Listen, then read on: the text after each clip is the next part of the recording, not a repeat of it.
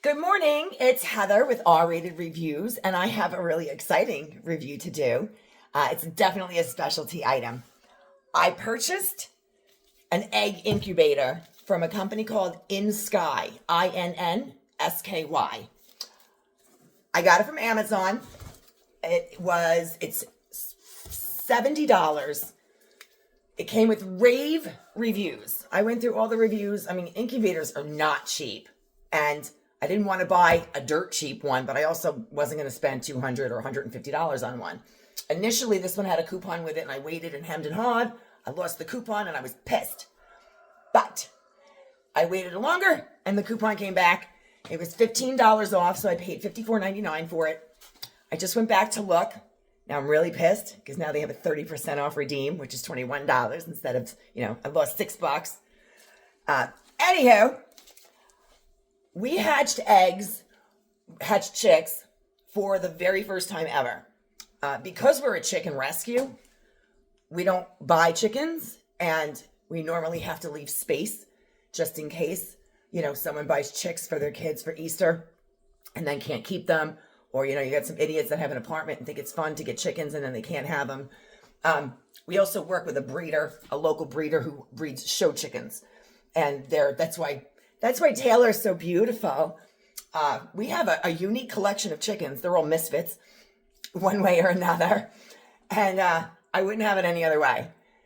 So the breeder, if she has a failure to thrive or an improper hatch, or they're just not 100% show quality chickens, she's not going to use them to breed, and she really can't sell them.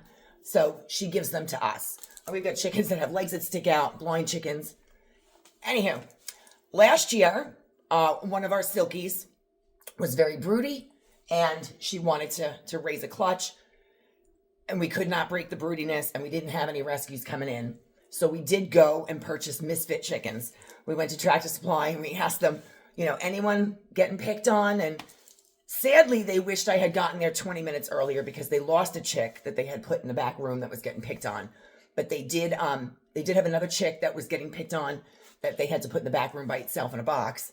And so I took that one, and I scavenged through the tubs. I find the ones walking into walls or the ones that looked like the runts. And for the first time, we did have to buy some chickens. And I did make sure I picked the most runt misfit chickens I could, that, the ones nobody else would want. And Cocoa Puff raised them. They were supposed to be sexed and all hens. Two of them were roosters. And so I think we got seven chicks. And out of 7 that were all hens, 2 were roosters. That's a pretty low success rate. Anyhow, we've been surviving with the 2 roosters. They grew up together and they're not arguing and fighting, but we don't have enough hens.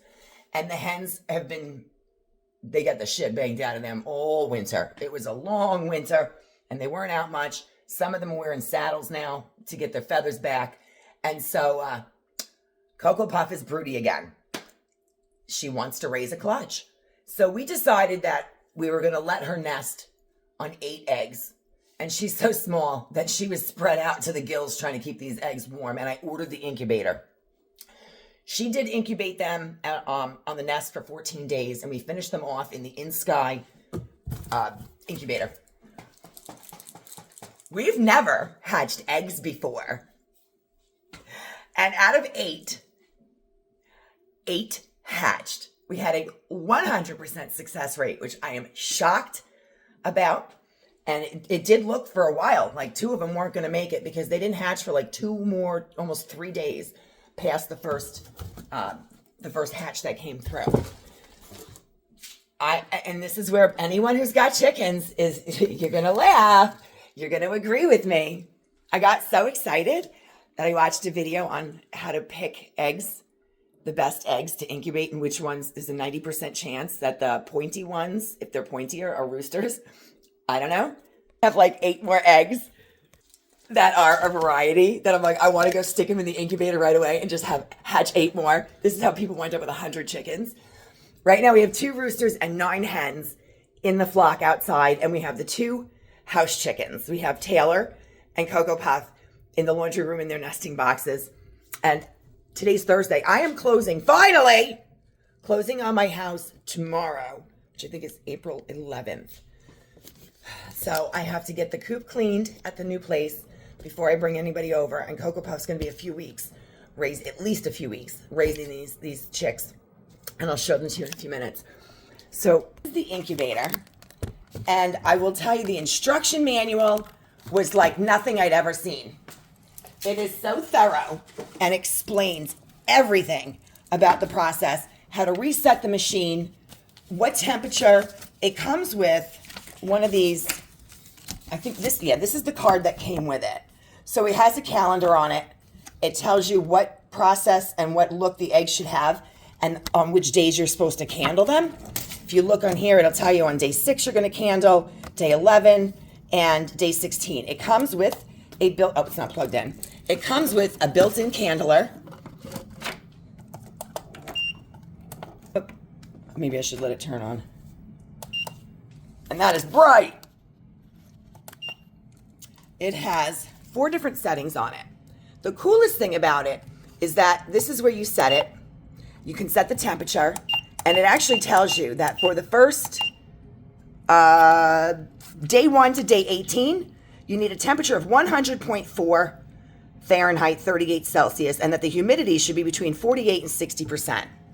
Then you tell them you have to reset this. I do have to look in the book. The book is so clear. The book is so clear and concise. It tells you in multiple places, be sure to hit the reset button prior to doing a second batch. It needs to reset, or it could calculate the days wrong, because it lets you manually set how many days you're going to be incubating, which was perfect because I told you Cocoa Puff had those eggs for 14 days under her. I was able to set the incubator for 7 days. Now it automatically knows. It comes with an automatic egg rotator with a tray. They tell you to take this out. I believe it tells you on like day 3 days prior. Okay, on day 19, there's a note right on the calendar. Remove the egg tray, increase the humidity, and completely open the vent. So it has a vent for humidity. It comes with 2 bottles for water. And it tells you that this port on this side is for the lower humidity, and that the port on the opposite side is for the higher humidity. So you don't even use this first bottle when you initially start. You only use the bottle on this side because the tray allows the water to get in there. I still have it in the styrofoam packing because the instructions in the book are so thorough that it tells you if you don't keep your home or the place where the incubator is going to be stored at a minimum of 68 degrees to 70 degrees, that you should probably keep it in the insulation so that it stays warmer. And because we keep our house at like 64 to 66, I kept the insulation on. It still lets you see everything. They came up with packing for it that allows you to access everything on the system while the styrofoam is still in place. The only difference is that the cord for the egg turner is a little bit shorter because it's not removable the way the power cord is. And let me get that back in there. There it goes. It's short, but if you look, they actually left a notch in the styrofoam for it to fit. This is your vent window. When you put it like this, it's completely closed. They want you to slightly open it, and then later on you fully open it. I wound up adjusting that window several times. Excuse me. The humidity was probably the hardest thing that was any sort of challenge whatsoever. And it has an alarm on it. So if the humidity or the temperature drop too low, it will beep at you. It will beep probably for, I would say, 2 minutes and will stop. But if you don't address it and hit the button on it, the alarm will kick in again like 5 minutes later, because it is so important to have the eggs at a constant temperature and a constant humidity for a certain number of days and have it fluctuate the way the egg needs it to. I've heard the alarm go off. We were getting too high of a humidity, and I'll go over in a few minutes how to get that down, because lifting the lid helps for a few seconds, but you don't want to drop the temperature either. The temperature regulates itself very quickly. So on the few occasions that I did have to just get the humidity down fast, I would lift the lid for a second or two, close it, and the temperature would drop maybe 0.2, 0.3 degrees. And I would say that within 15 seconds, it was back to the temperature that it needed to be. The humidity, not always. The instructions will tell you. I made copies, by the way. I put this on my, I got one of these with it. I made a bunch more. I taped one just above it and X'd off the days so I would know where we were. I marked it on my calendar because initially we were just going by Cocoa Puff before I had the incubator. We missed the first 2 candling days because they were underneath her.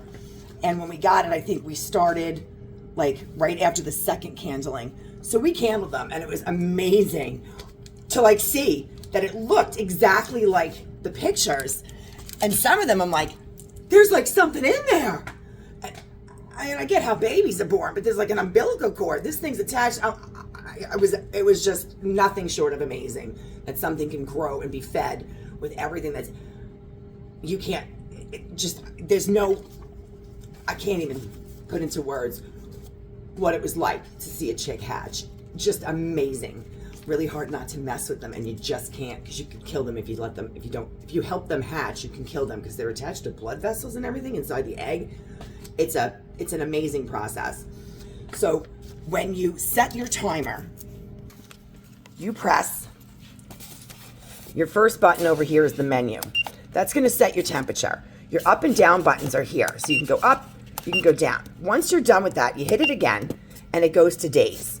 So you're going to go up to 21 or whatever, however many days that you're going to, if you start from the beginning or if you have a chickens.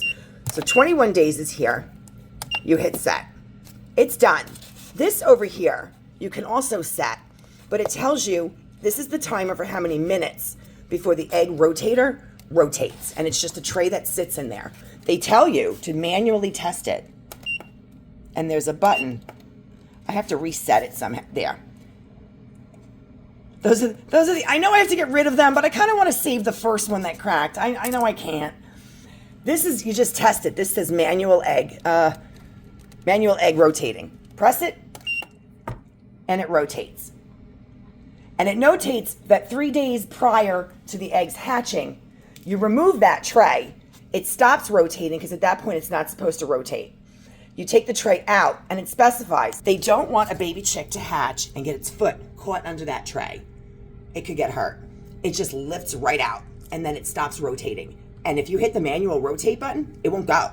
It knows not to when it gets down to certain days. It's really an incredible incubator. And so I do have to find the reset button because you hold something down. The instructions are fantastic. It comes all put together. There was very little for my first time hatching eggs. I cannot, first of all, I cannot believe we hatched them all. You have to be careful knowing that day one is not day one. It's the first 24 hours is your day one. Nothing happens in the first 10 minutes of having an egg in there. So I'm like, no, I counted the days. So nothing hatched technically till like day 22, but it was 21 overnights. And we got one egg that hatched and a little pip came through, like it's called pipping, where they poke at the inside of the shell and you just see this little teeny tiny triangle. And then from there, they may rest and then they pack some more and they make a zipper. And once they can pop that shell open, they come out. We had no eggs that had pipped. And then I stopped home between jobs and there's a chick walking around in there. You have to leave them inside because the heat and the humidity help dry off their wet feathers. And I'm like, that one, it can take 2 days for an egg, for a chick to peck their way through an egg. This one, at 7:30 in the morning, there wasn't even a pip. I came home at noon and there's a chicken. So that one came right out and that one's a badass. That one's badass. And then I saw a pip in another shell. We got 2 chicks that day with a pip in a third shell. And then the following day, we left 3 eggs under Cocoa Puff. She just, when I took her out one day to feed her, because when chickens are nesting and they're broody, they will only come off the nest once a day to eat, drink, and defecate. And a broody poo stinks. But I didn't see her coming out frequently enough. So we would take her out for 10 minutes and feed her, and she would eat voraciously. We left, but when she came out, she had trouble standing because she'd been on the nest with 8 eggs. She's a silky. Her legs were spread. And I said, 8 eggs is too many. I was waiting for this incubator to show up. I pulled 5 eggs out, put them in the incubator, and left her 3 eggs. The following day, one of the chicks that she was nesting on hatched. The other 2, I think, were the following day and then the day after. Everyone started hatching. We couldn't believe we had 4 chicks, then we had 6. I recandled the brown ones, 2 brown ones that didn't look like they were doing anything, and I was concerned about them. And I figured as long as they didn't make it, and it was early on, well, some don't take. But when I candled them, it was like, they had the look of what was on the candle. And I'm like, did they die? It was very sad. It was no pip, nothing. The following day, this is 3 days after the other chicks have hatched. And I pulled all the eggs from the coop on the same morning. So they should have been the same age. And we started them at the same process at the same time. But we got 8. I cannot believe that the last 2 made it out. They were weak, they were tired, but they're good. They're under mama. I picked them up with a washcloth to keep them nice and warm and buried them underneath her, and she went nuts, clucking. I'm gonna show them to you, but I wanna tell you, this incubator is fantastic. If you're ever in the market to incubate, and don't incubate eggs and get chickens just because the price of eggs went up. I don't buy a cow when the price of beef goes up. This is if you already are in the market for one. It comes with a warranty. As soon as you get it, the card's in the living room. It comes with an index card, tells you to go to their website. I registered it, so it has an additional, I think it's an extra year warranty on it. It came very, very highly rated on Amazon. I read multiple reviews. I wish I could review it on Amazon, but Amazon does not allow me to leave reviews. I am blocked from reviews, and I've been since the shutdown. And I don't know why. My only assumption is that I've left so many reviews because when the shutdown was here, the Amazon trucks were in the driveway sometimes 2-3 times a day, and I reviewed every product. And what they told me was they were accusing me of being paid for reviews. I'm like, nobody pays to hear what I have to say. I can guarantee that. And I fought with them for 3 months. I had it, I appealed it, and they just won't budge. I am not ever in my lifetime allowed to leave a review on Amazon because I left 300 of them in 4 months. So the Innsky, Innsky, all one word, egg incubator, you can incubate up to 12 eggs in here. Some will go to 18. I do not need to incubate that many eggs. I'm taking the chickens with me when I close. I'm closing tomorrow and I'm moving on Saturday. The chickens are going with me. And I'm going to take care of the misfit chickens that have special needs because it's a lot of work. TJ would rather start fresh with some chickens that don't constantly need to have feeding tubes or, care and ointments and all kinds of crazy shit. But I did tell him, if any of these wind up being roosters, he's fucking taking one because I can't have 3. The 2 we have now grew up together. In fact, Cocoa Puff raised them, so these are her grandchildren. There she is. And these are some of our chicks. What do we got under there? Come on, guys. I like to check to make sure that those 2 runts are okay. Because when they came out, they didn't look so good. But they also came out when I was home, where the other ones had a chance to dry up and rest. So they looked healthier when I saw them, and I wasn't sure what I was looking at. So adorable. You got your babies? So we have 5 showing right now, or is that 6? Oh, we have 6 showing. And I'm pretty sure it's the 2 light brown ones that came out of the brown eggs that are underneath her. One of them has a brown mask on its face. One has a stripe like a skunk on its head. We have speckled ones. They're so freaking stinking cute. I'm trying not to hatch more. Once you're done with the hatching cycle, there's a reset button I keep mentioning. It's in the book. I just have to find it. You have to hold a button down to make sure that the machine resets to be sure that it has the correct number of days and temperature. When there's an issue with the humidity, I will tell you, the humidity can go really high. I've left the vent open. It has diagrams to tell you what direction you should have the vent at different intervals. the water that goes in is supposed to be distilled. I did not use distilled water, but it needs to be up to, I think it's supposed to be up to 80 degrees when you put it in there. So I used a regular candy thermometer, a digital candy thermometer. I warmed up the tap water, put it in, tested it, and I just adjusted it with cooler water to get it to, I believe it was 80 was the maximum. And then you just turn the, I'll show you. You just turn the cup over and it fits in here like that. If there's too much, this is the low side and the other one is the high side.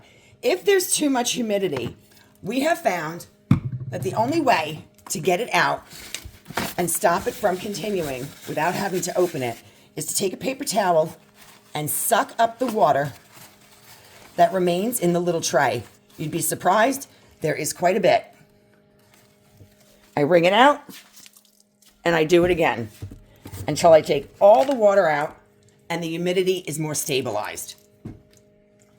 That was the only thing that we could do to control the humidity when it went too high. The temperature is not an issue. It regulates itself and it stays at a constant temperature very well. I like the packaging with the styrofoam that you can still see everything, and it tells you keep it insulated. So I'm thrilled. The only thing I'm upset about is I might want to order a new one at the cheaper price and then send the new one back under that receipt to get my $6 because Amazon won't do price adjustments. But it is now $49. It's $21 off. It's normally $70. So $49. It came to $53 when I looked at it in my cart after tax. At least where we are, 8 3/4 tax where I am. If you guys have questions or comments, please feel free to leave them. I'm so excited to have these chicks. And now, when they get older, so long as they're not roosters, we'll start to acclimate them with the regular flock when I move. And then we'll have more hens for the roosters. So hopefully the hens that are getting banged all damn day long will we'll grow some feathers back. I've also started giving them Feather Fixer layer feed. And the chicks are getting the 20% chick starter growth crumbles.